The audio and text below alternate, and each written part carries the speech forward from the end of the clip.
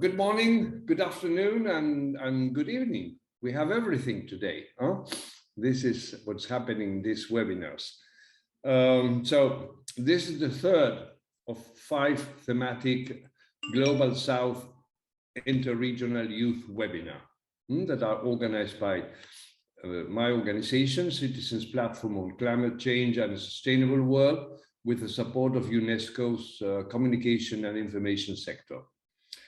So today we will consider education, children and youth engagement with participants in Cameroon, Costa Rica, hopefully Morocco, hopefully Nepal and Pakistan. In addition, there are those who have been coordinating the initial phase of from Bangladesh, Argentina, Nigeria and Italy. So I think it's really what we are putting together is something really extraordinary. Today, in this kind of webinar, we want to have it as a fast conversation in which you will share your own experiences, lessons learned and know-how. It's like a chat, like a TV program or radio program or podcast, to learn from each other and to think together how to interact, to put your dream into collective actions. We in Citizens Platform see it as an ongoing work in progress. We will not stop here. We are recording it and make it an information and communication output that is disseminated worldwide and would help others, inspire actions and leadership. You can already go to Citizens Platform site and watch the webinars we had yesterday and the day before yesterday. We hope that this webinars will expand the network that in a way we have already created. No? I mean, if including CP's staff and regional coordinations, around 30 of us have come together in Africa, Latin America, and the Caribbean, the small island states, and South Asia.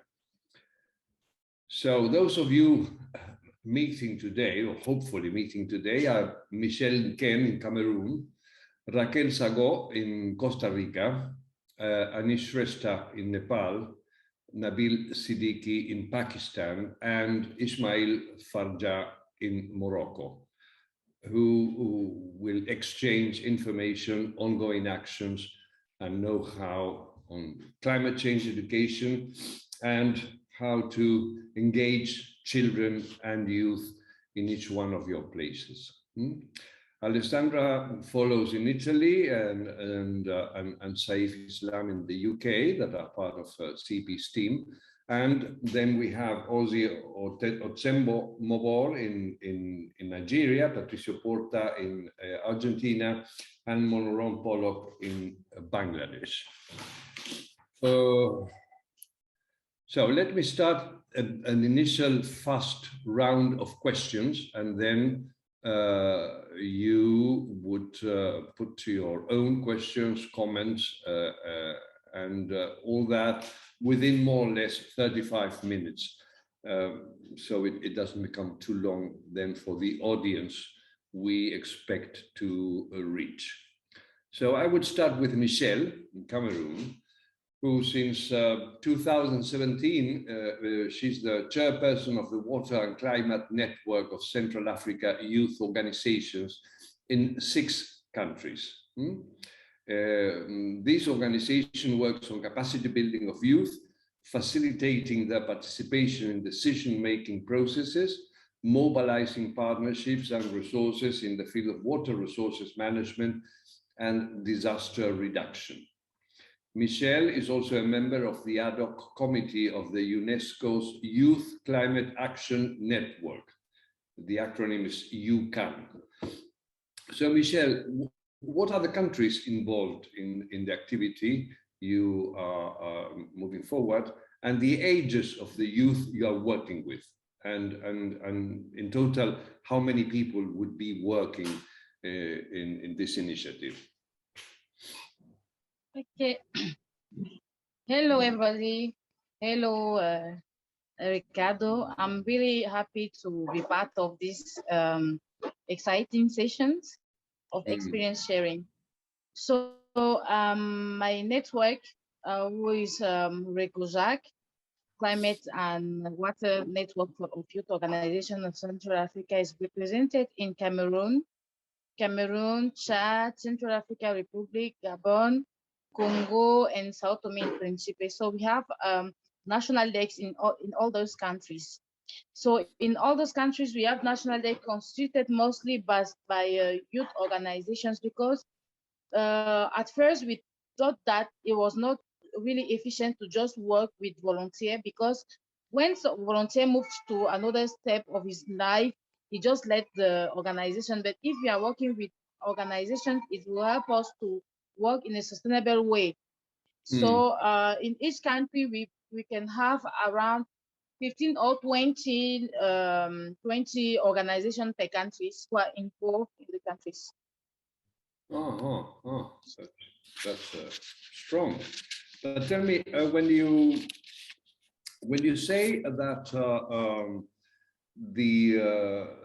the youth participate in and in what sort of decision making processes, I was curious about that. No, what is that you prepare? How do you build that participation in a Okay. decision process? Yeah. For us, I really think that actually it's very important for you to be part of the processes, even if it's not easy. So what, for example, in the domain of water where we are well advanced, how do we work? We are already in partnership with Global Water Partnership Central Africa. And Global Water Partnership have what they call country water partnerships. And inside those country water partnerships, well organized, and we can be in touch with all the actors in the sector so that when there's a meeting concerning water, they will make sure that there's a youth who is represent at this meeting. And it is on those meetings that there may at times there are decisions or there are evaluation or something like that, but they always make sure that we are still advocating that so that youth should be always be part of the process. Let me take the recent example of the creation of the Mm. international program hydrologic. I don't know how we call it exactly, but it is an international program for hydrology, something specific from UNESCO, and they are creating it in all the countries.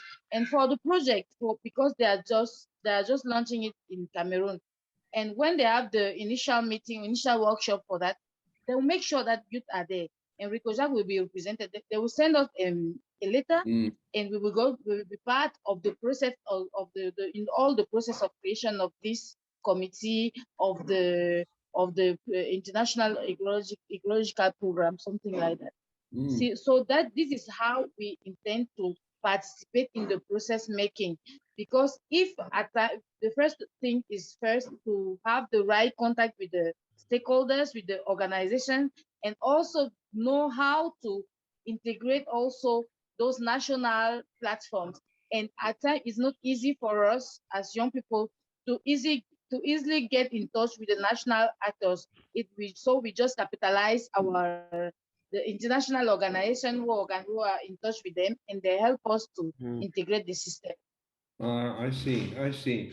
So when because several times you say it's not easy, and so at one point because usually nothing is easy for any of us trying to build things, not to put things together. So in each case, it's very interesting to know what are the difficulties and how each one manages to overcome the difficulties, no? Because that's part of the learning process.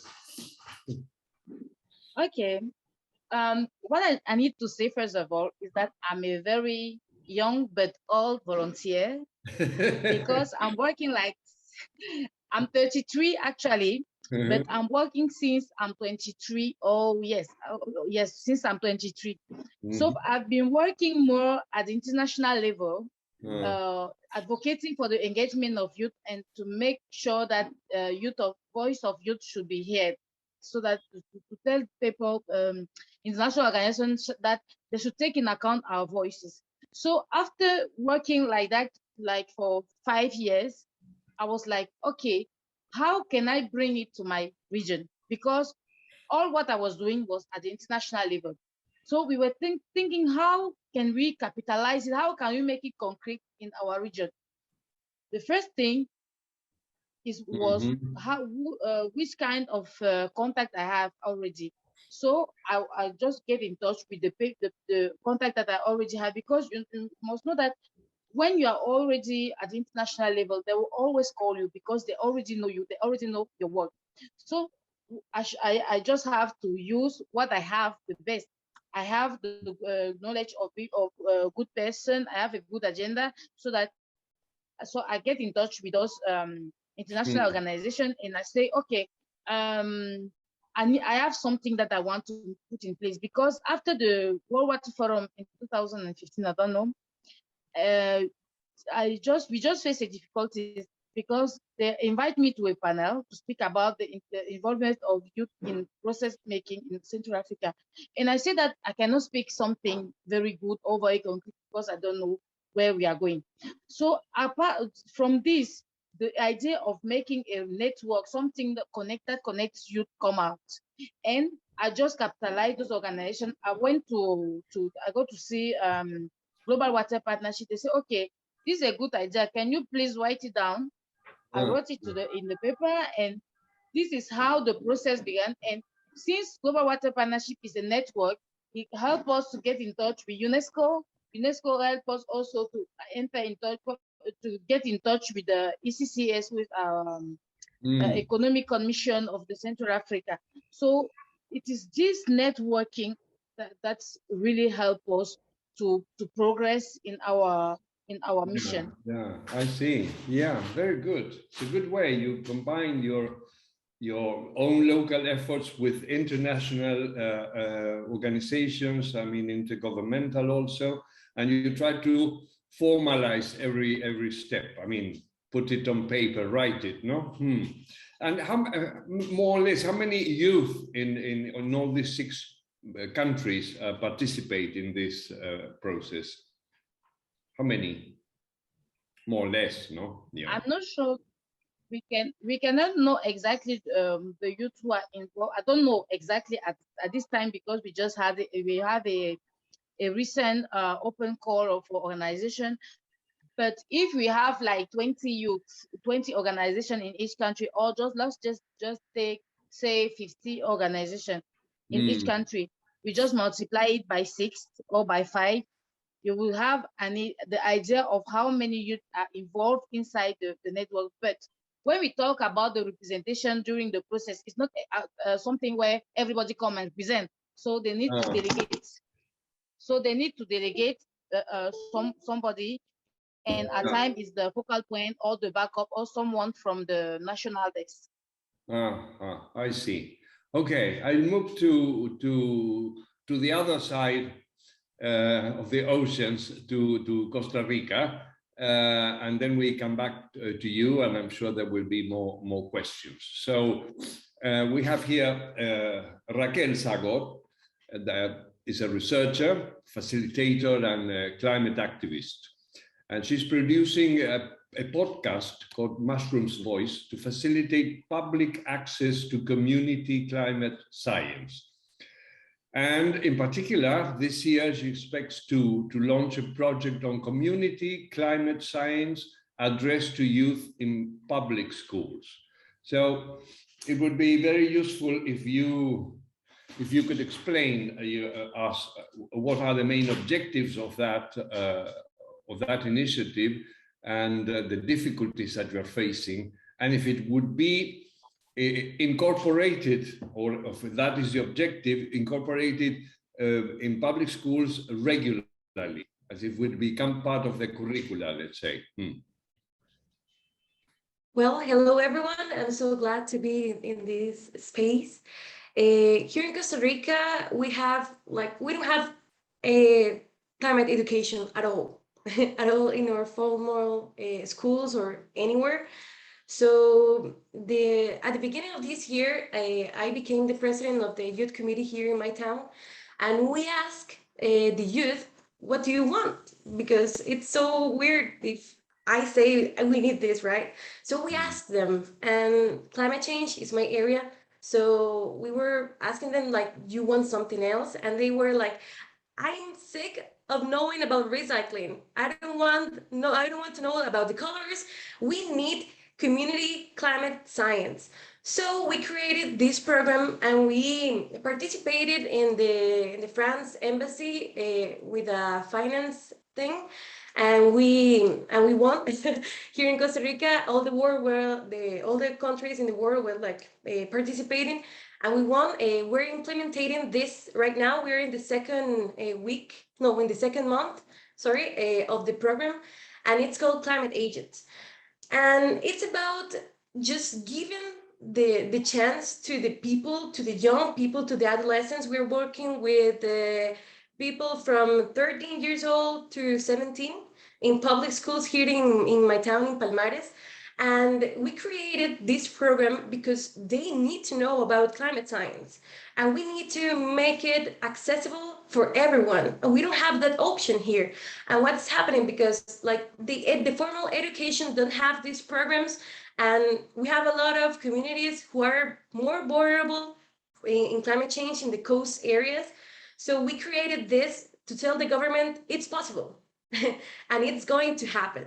And we too are creating a law to make it possible.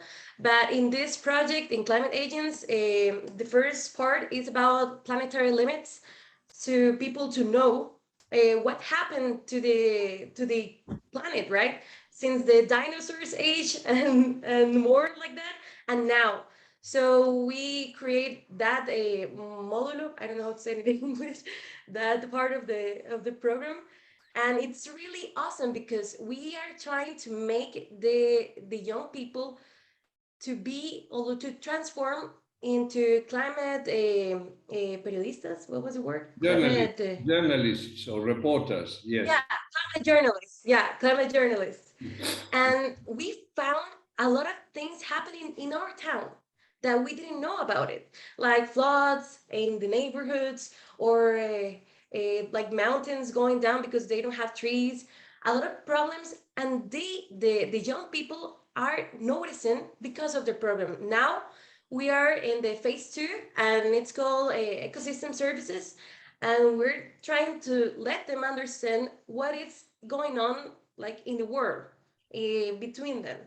And it's so awesome because I just have a lot of hope since we're making this program, because I didn't know that young people were so intense and so actively wanted to know about climate change, and in my town, right? And so it's awesome.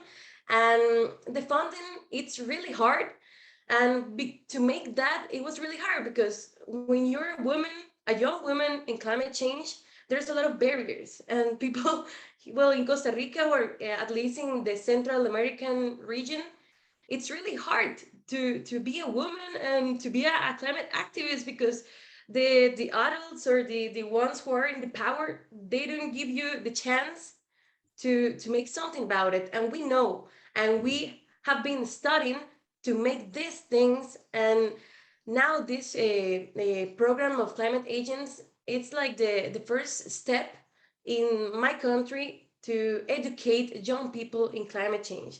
And it's been awesome, and it's been really exciting and really hopeful for us. Good, great. When you were saying it's very difficult to be a woman and to work on this, but I've been thinking all this since we started with the webinars last month, that the absolute majority of the participants are women. No, the first webinar this week, the interregional, was 6 women, no men at all. Today, well, we have Nabil. Fortunately, it's unbalanced. Otherwise, this is totally unbalanced. So, why is it so difficult for women? I mean, it's in general, it's more difficult for women, no? But in your particular case, on this particular issue, what is the difficulty that you don't take seriously, or what? Well, it took me 10 years to be the president in the youth committee here in my town because I didn't have any support of for anyone. So I had to make an organization to create an organization with my fellow girls, with professional mates. And so you have to build something to be noticed, Yes. and it's really hard like that. Like we have a lot of options, we have a lot of ideas, but the people in the power are usually men, and when they see a young person, a woman, it's like, well, you need to go to study, and we already study. We already know what we need to do, and we have the ideas, we have the movement, and we are so intense.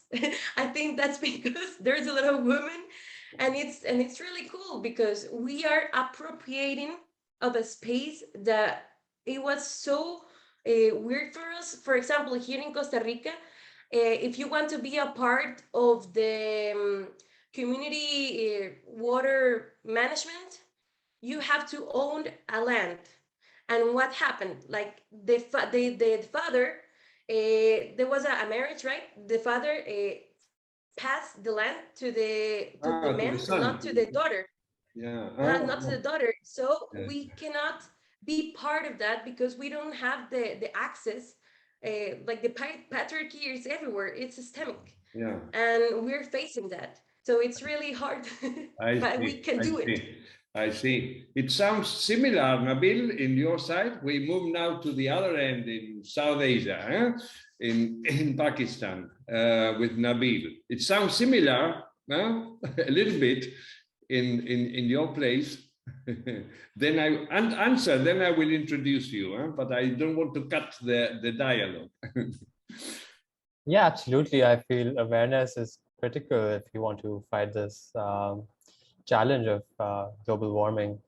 And what Raquel here is doing is exemplary. It's amazing. I feel that what you're doing, especially for the youth, is going to really make a change. And we've seen that with Fridays for Future movements across the world. And there's some of them now starting in Pakistan as well. I see. Good. Good. Well, Nabil Siddiqui, he's an engineer, innovator, and social entrepreneur.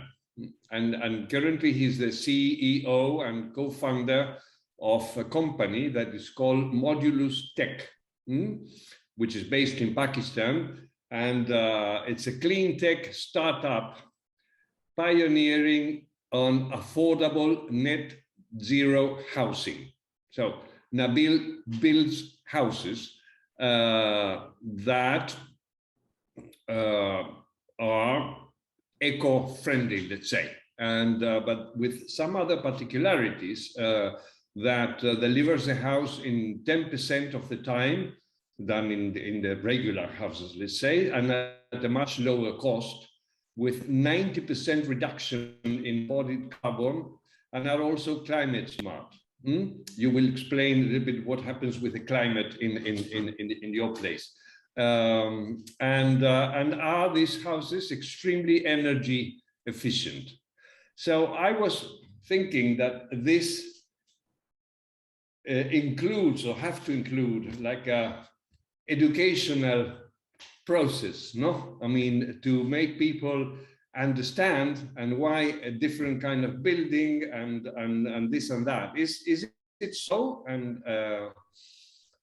tell us about that, please. 100%, Ricardo. I think when you're growing up, and especially when you're younger, you're exposed to so much knowledge, and what you're exposed on bases a lot of your views while you're growing up. So in my experience, I grew up and there was not much awareness of climate change. We had a course in school called environmental management, but no one really took it seriously, and it was more about recycling, but we didn't really understand climate science.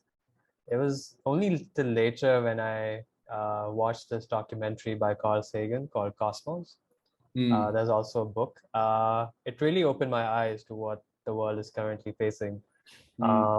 And I later went on to study civil engineering, and environmental engineering was a huge part of that. So at that point, I really understood what the bigger challenges are in the future. And I've always had this passion to create social impact. And right when I was graduating in 2016, we saw the Syrian refugee crisis at its peak, and we saw large amounts of displacements in a very short span of time. And at this point, being a civil engineer, I was doing a research project on creating a construction technology that could be set up very quickly, but also be cost effective to solve these displacements and affordable housing problems. But because of my background in climate science and my understanding of the challenges of the real world, we realized very quickly that if we were to make this something scalable, it has to be very sustainable. Otherwise, we're going to push climate change beyond the tipping point of no return. So all these things started connecting together, and we were able to build a product that had social as well as environmental impact. So it's critical, the kind of experiences, the kind of knowledge you're exposed to earlier on. And you studied, where did you study engineering? In civil engineering, so construction related. Oh, where? In Karachi. In Karachi. And Yeah. In your studies, this kind of considerations were not included, or were included, I mean. Well, they were, but I had an environmental engineering professor who was a huge advocate on such things. And Pakistan has been facing a lot of heat waves, a lot of flooding, a lot of adverse effects of climate change. And we would have these debates in class sometimes that were quite enlightening and eye-opening in some cases. And tell me, more or less, how many houses in this way you've been already able to build or building now? So we're a young startup. We've done around 40,000 square foot of covered area in terms of housing. But we're looking to do a lot more houses in the coming years. I see. But with this small amount of houses, we've been able to save 7,000 tons of CO2 from the environment. And these are private houses, private homes?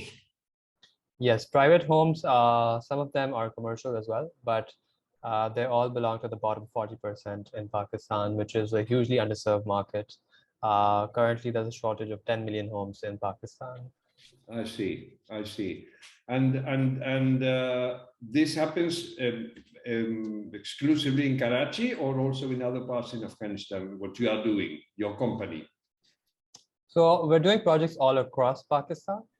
Karachi is one of the biggest urban cities with 40% of population living in slums. So without proper housing. So we're doing projects all across Pakistan, but we're also planning to expand to Africa, where there's even a bigger problem. And is there any chance, or you are looking for, or not interested at all, in this becoming a sort of a public supported initiative? We actually quite believe in partnerships and getting as many people together, because no one company can solve this challenge on their own. So it's all about holding hands and doing this and fighting climate change together. How many are you in your company?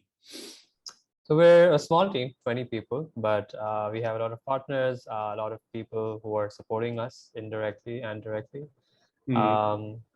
But yeah, we work extra hard to make up for it. But then you hired what you need for the construction in itself. And in that, when you arrive there, the workers that you hired, do they need any special training to build the house in that way, or it doesn't matter? So the training is not required. It's a DIY model, and that was embedded in the product features earlier on because we were thinking about this problem at a large scale. And if we had to train everyone, that would just slow down the progress. So we embedded a couple of things such as that to make it more scalable. And you are managing to be financially sustainable, let's say. You are fine with that. Yes. We just became cash flow positive this year. Good. Let me move back to Michelle. I still want to know more about women. Is it also difficult to be a woman in Africa? Sorry?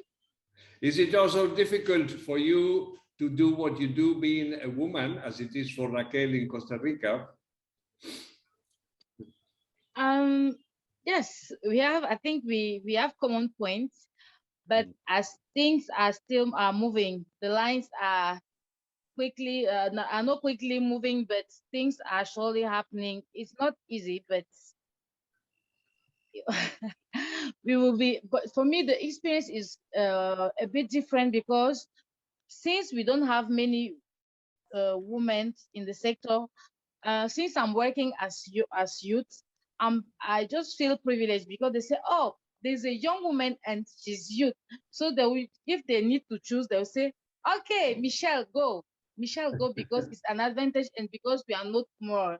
You see, this is for me, but it's not easy. This is not an open domain for many women because for me, for example, I'm not an engineer of water or something like that. No, I have a training. I have my master's degree or bachelor degree in communication. Nothing with water or climate. So it's because of a social, because I like the social things, because I wanted to help and I wanted to get engaged, that I discovered this issue. Because also in my home, we didn't have water when I was going to school. I was obliged to go and look for water or some things like that. That makes me be engaged. So, but it's not easy to find women who are really engaged. It's quite difficult, but actually we are just pushing women to have more women, like Costa Ricans. Yes, yes. Well, what I think is because that's what I observed. There are different levels, let's say, no? I mean, when you are engaged with international organizations and that, well, it's easier, no? Because it's all the concern of giving space to women, and not only because it's fair, but also because if it's not equal, there's really 50% missing, because it's another way of watching things, another way of thinking things. I mean, men and women process things in a different way. So you don't have both, and there's something missing. But then, because of cultural issues, the more you go local, I think it becomes more difficult for a woman, no? Difficult. Exactly. The more you go local, it's really difficult because in our culture, the woman has a place, and actually we need JWP with whom I'm working has gender transformative approach. They want to work actually from the roots. So now they are working at the traditional level, the cultural level, to begin to say, okay, this is gender approach. This is how we can move things, because we try to move things at the global level.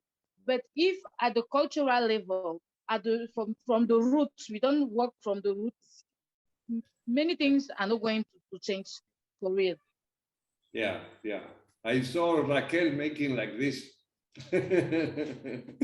So it's the same everywhere, huh? Yes. No, Oh, hello, Yeah, it is. Ozzy. Welcome. You're right. Ozzy just joined.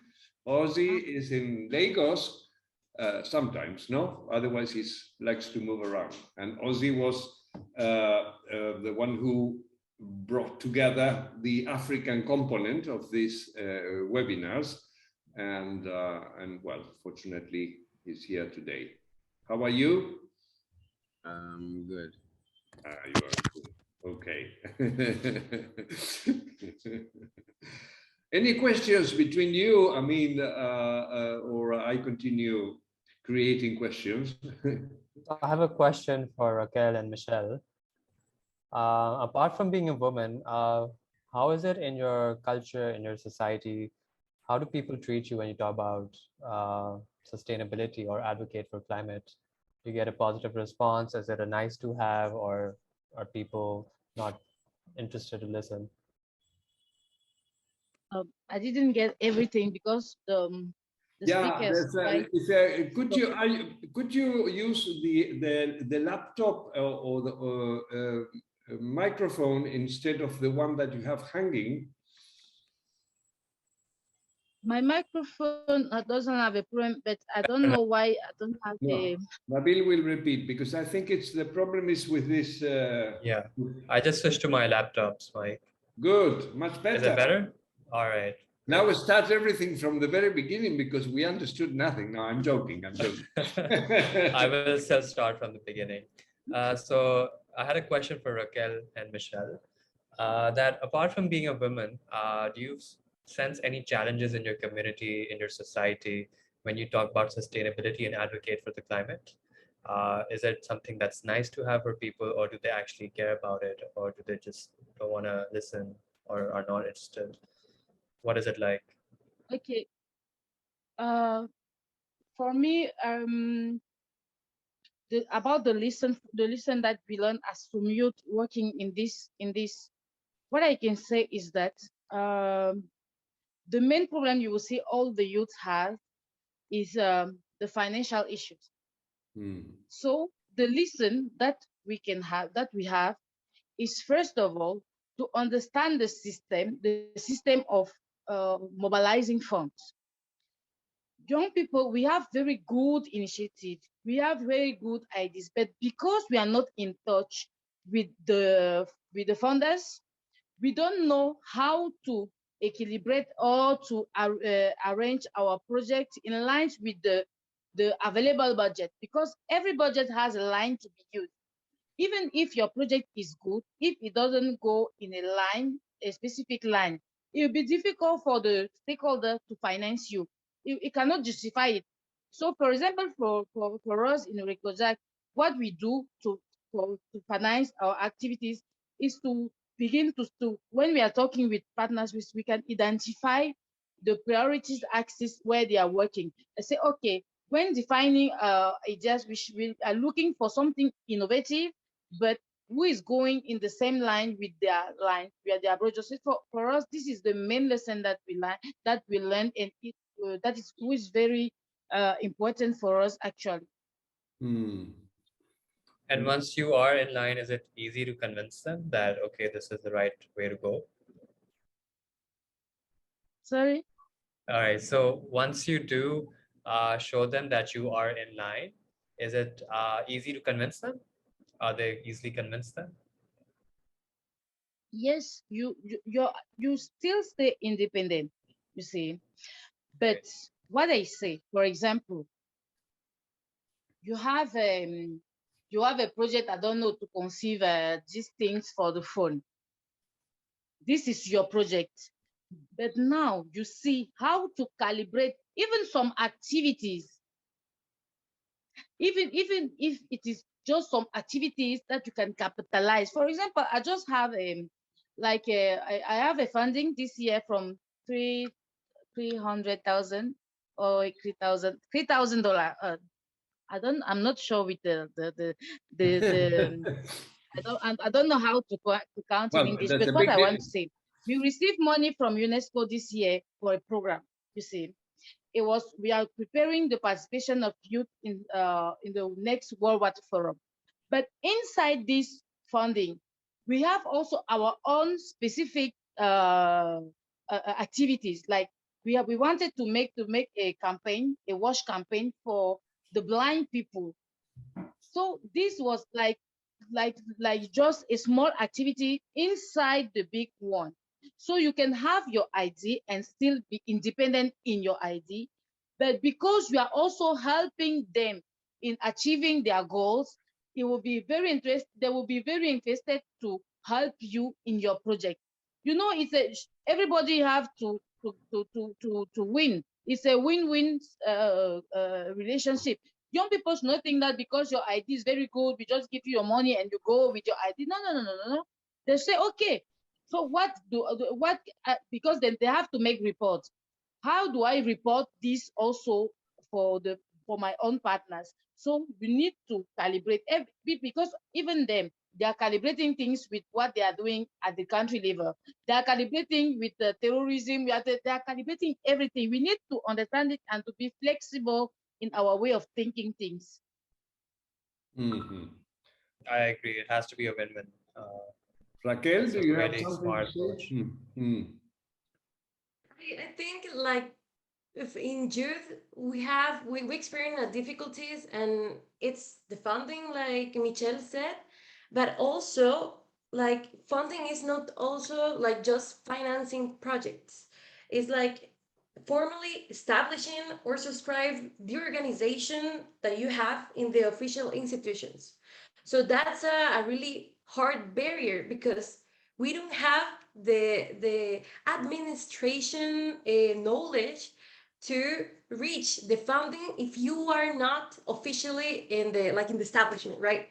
So we cannot access that if we don't have the things, and it's really difficult. Like this year it was the first time that we could access that funding for climate agents, because there was a youth and climate Costa Rica network that I am part of, and they this year formalize everything. But in like we don't have the money to formalize our organizations, and that is a big barrier to access that money and to access the funding. And like Michelle said, like the topics of the funding are so specific that, or they want to make it general, but they're not actually general for every region.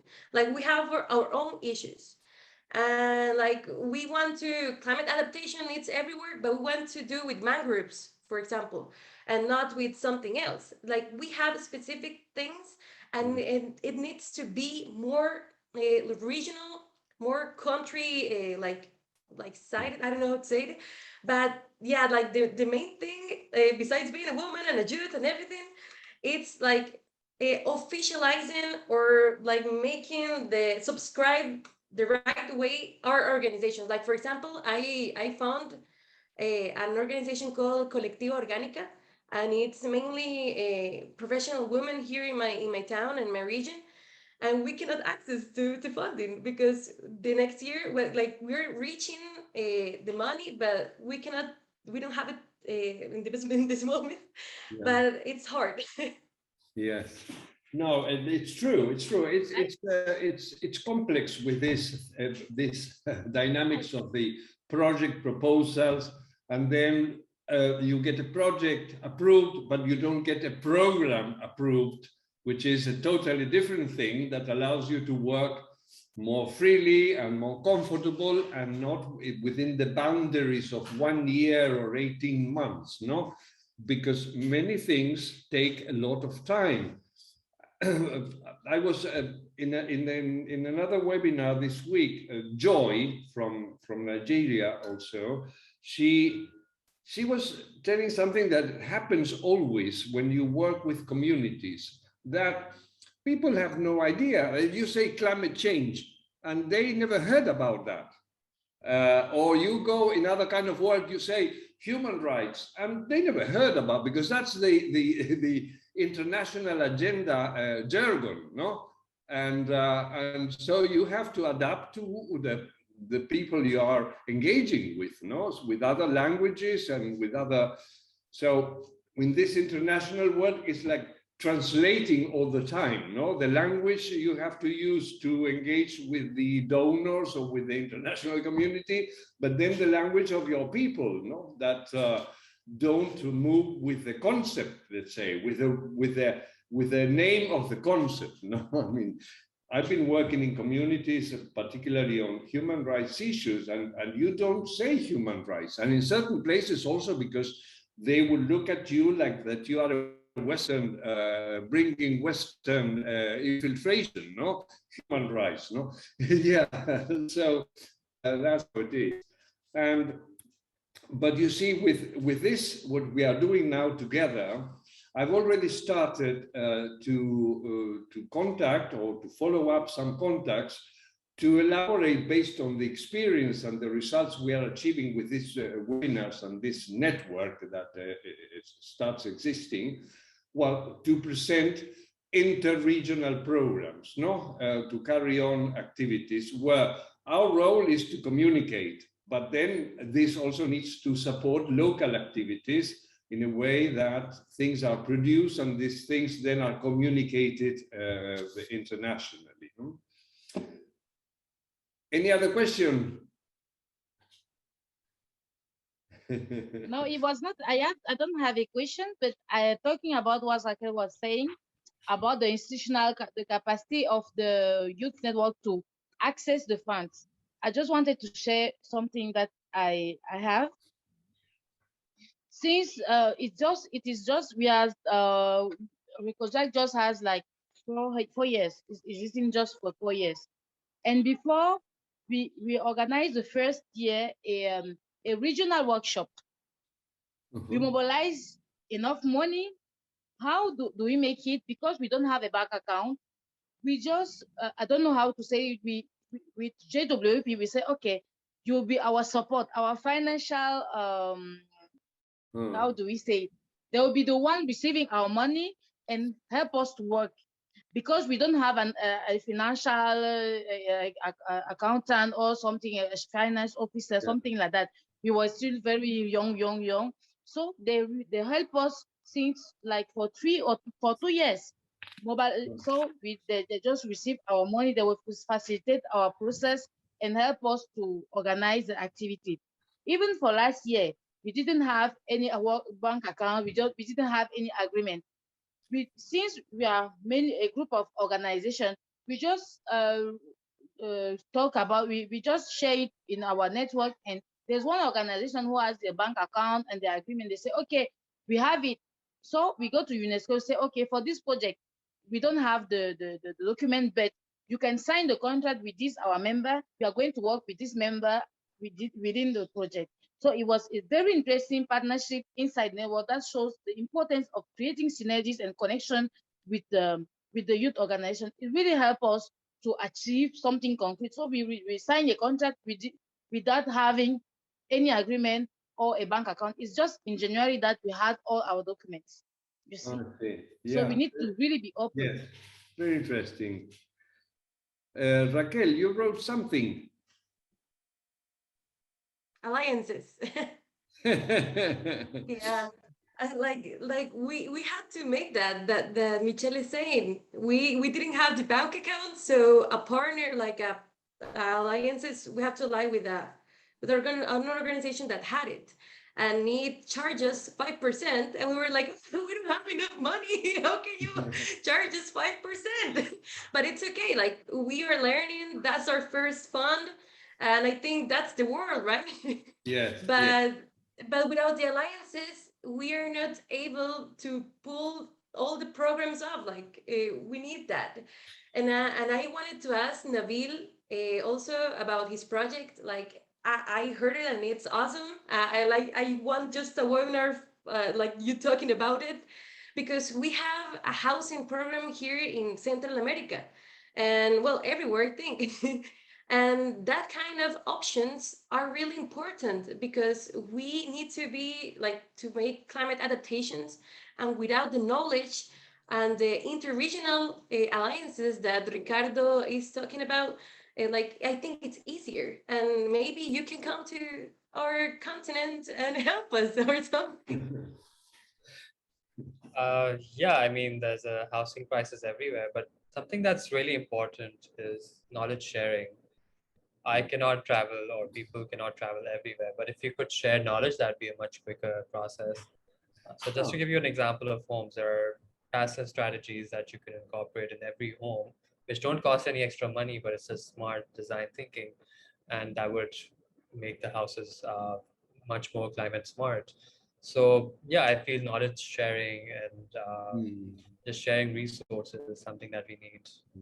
Yeah, no, that's fundamental, and well, and also because that's what we are trying to do. No, I mean, to link and communicate, no, and to communicate concrete things that are being done by others and knowledge that others have, because despite all these mediums that we have, there's a lot of pollution but a little solid information and things that allow us to give steps forward. No? So that's why we felt the need of creating this citizens platform, which is to disseminate solid, accurate information, and at the same time to tell about experiences, and in that way inspiring others or helping others.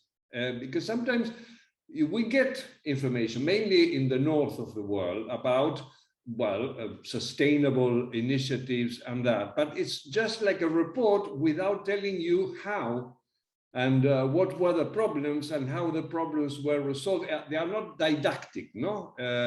So we are trying to do the opposite, but also that requires to be organized.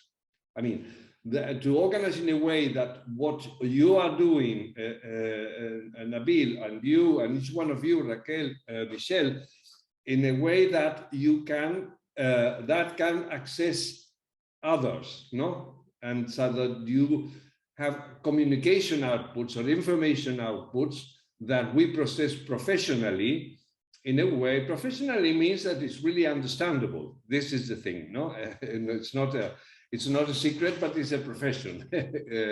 So this is the main outcome that we look forward from this this inter-regional and regional exercise that we are doing, no? Which is, and that's why we talk about the climate change communication convergence or climate change communication alliance. So we will keep in contact and trying to organize this better and better, and also looking for support in a way that this becomes, what we call it, youth solutions, and that becomes something that gains more and more impact. So unless there's any other comment, we will have to stop here. Otherwise, this becomes too long. I mean, I would continue, but this has to become something that someone will watch it from the beginning till the end, you see? Okay, it's been a real pleasure. I'm really happy.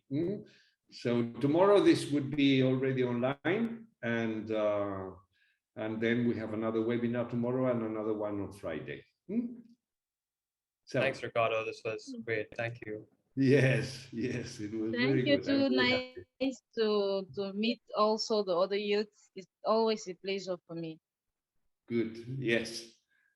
And then when you will arrive to 35, they will decide that you are no longer young and they are out.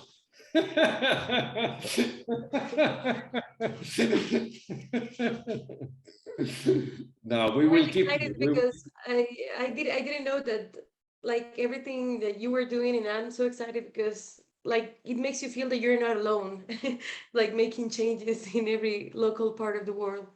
And thank you so much. Yes, and that's the thing. We need not to be alone. Yes. Okay, to everyone, a great pleasure. Huh? My thanks. Huh? Thank you. Till very soon. Bye-bye. Bye-bye. Thanks. Bye. Bye-bye.